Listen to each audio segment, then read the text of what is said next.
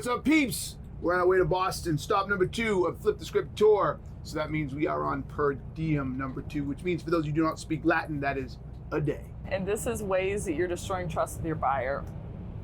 So this is inviting them on a bus tour and making them sleep in the middle bed.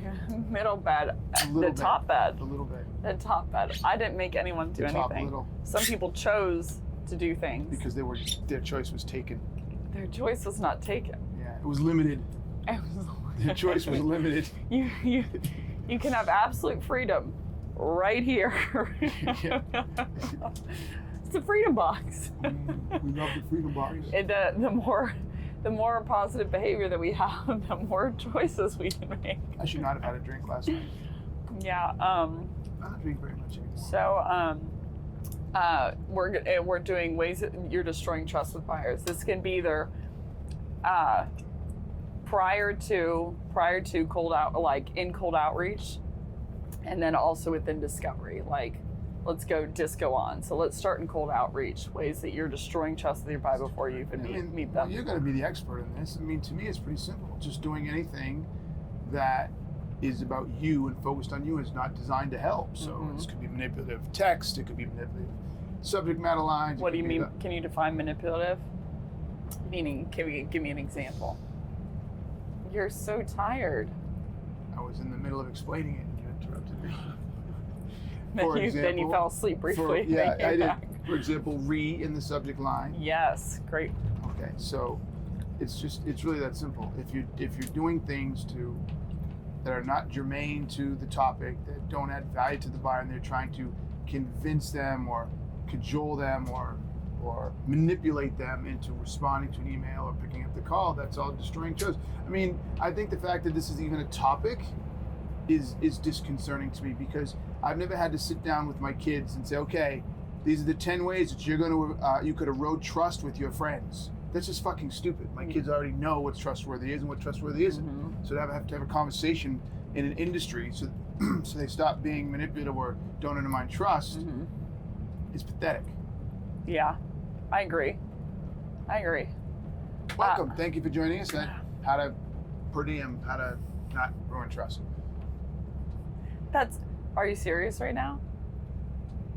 Wait. Keep going, Beck. Are you serious? Who's the tired one? Oh my goodness. So I think that there's certain techniques to me that are going to be destroying trust with your buyer, which mislead the buyer right off the gate. So you've got as a subject line, great example. I've seen people use the words intro for your company, or I saw a company the other day, they used like RFP response. Yeah. And their company is selling faster, more effective RFP responses, but they're sending it to an SMB company. So the SMB company gets it, and the first thing they think is like, because it's being sent to a sales leader, is like, oh shoot, like a big sale. So they open it, or a voicemail that's basically, just stating their name and saying, call me back. And I think what it does at the hinge, and people are from a sales perspective, they're waiting for us to be slimy. They're waiting for us to be untrustworthy. They're waiting for us to lie to them. And so it just reaffirms right off the bat. So I think you have a whole bunch of different like ad hoc examples, like one-off technique items. But I think the bigger bear that I see over the last 60 years at least has been... I thought you were only 30-something years old. Well, when I study sales history. Oh. I don't have to have been at World War I to know about it. You didn't have to be there when milk was a nickel. Yeah, when milk was a nickel. I remember that. Over the last 60 years, what I've seen is a pivot to, okay, well, we have to hunt for pain.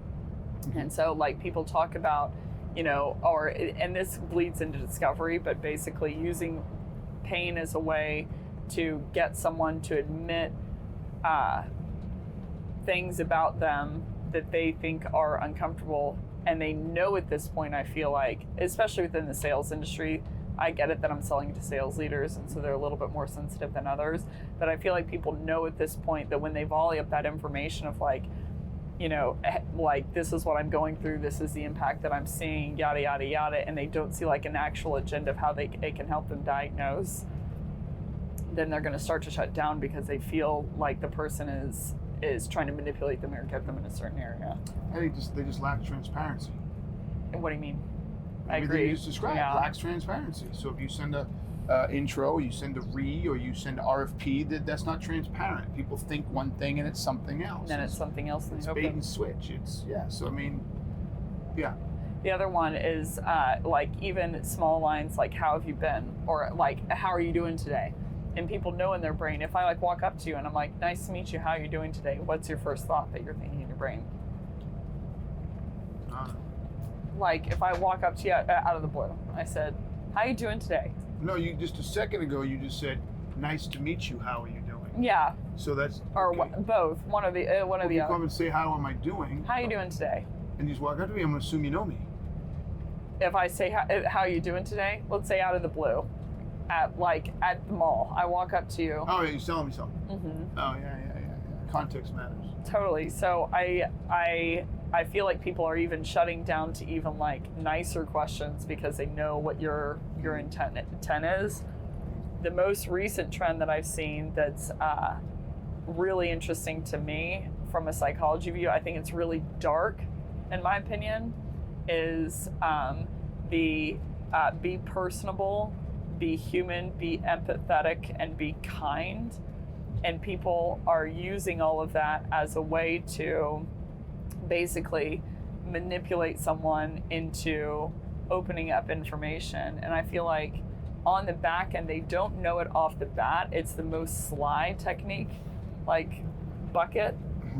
But once they do open up and they realize that basically it was all for a sale, they realize how dark it was. So Again, transparency. yeah, and I like that one is the sickest one to me. Of like you're gonna pretend like you're. That's how you got me to come on this tour. What are you talking about? Like you're going to pretend like you care about them. You're going to pretend like you care about like something within their day, just so that you can get an outcome for them. And like people are championing this, within the industry of like, oh well, you need to be human. And my sister's a doctor. She's a smart one. She is the smart one. She is the smart one.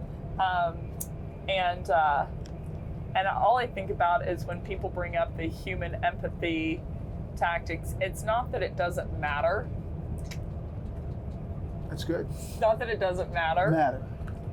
It's that if someone's focus is entirely on being human and empathetic and kind and all of that stuff, then it has no necessarily correlation to her being skilled as a doctor. So is she a nice person? Well, yeah, she's a great person.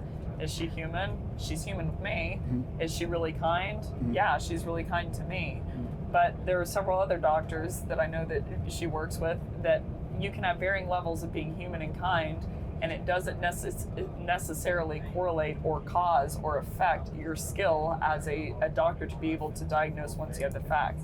Now, I do think they interlay with one another, but point being, I see a shift in the industry very recently over the last couple of years, and it's extremely concerning to me, where people are, from a technique perspective, they're saying like, hey, well, you need to focus all about being human with someone and all about being kind and like go that extra mile. And when they have a kid that's sick, then you need to send them muffins. And I'm like, that's all great. I agree with you. That's really nice. The motive's not real. Right. So now we have two words. Yes. What? Transparency. Yes. And now authenticity. Authenticity. So if you to flip it to the theme of this, how to what was it? Under the buyer's what? Undermine the buyer's trust. How you're destroying buyer's trust. Don't be authentic and don't be transparent. Right. There you go. And the difficult thing is, I think that's where the lion's share of the industry is. Whenever I see anyone gobbling up sales techniques, when I see anyone piling into an objection handling webinar, when I see anyone, and it just gives me a show, not necessarily that the person's a bad person, but that the person thinks that the answers are in the wrong place. Like the answers are in a place where I need to manipulate someone into. They don't know what the answers are. They don't think they're the wrong place. They don't know where they are. Like they're people. Yeah. Okay. Keep going. No, it's going to come back to the authenticity piece. It's just be your authentic self. Be transparent. I think. And then try to help. Well, right. I think it's be authentic. but your authentic agenda should be to help. And if it's not, then you being authentic about, I just want to sell, Well, is they would actually, never do that because that wouldn't work. So if you're authentic, from my perspective, you should though. You should be authentic regardless of what you're doing. Like, so I think it would be better for the buyer if you're like, I just want to sell you a whole bunch of crap. I think that that's more authentic, and I think that's more beneficial. yeah, but no one's going to do that because the buyer's not going to respond to that. So by being your authentic self to help, right? By being authentic, it acts as a guardrail to drive you to help.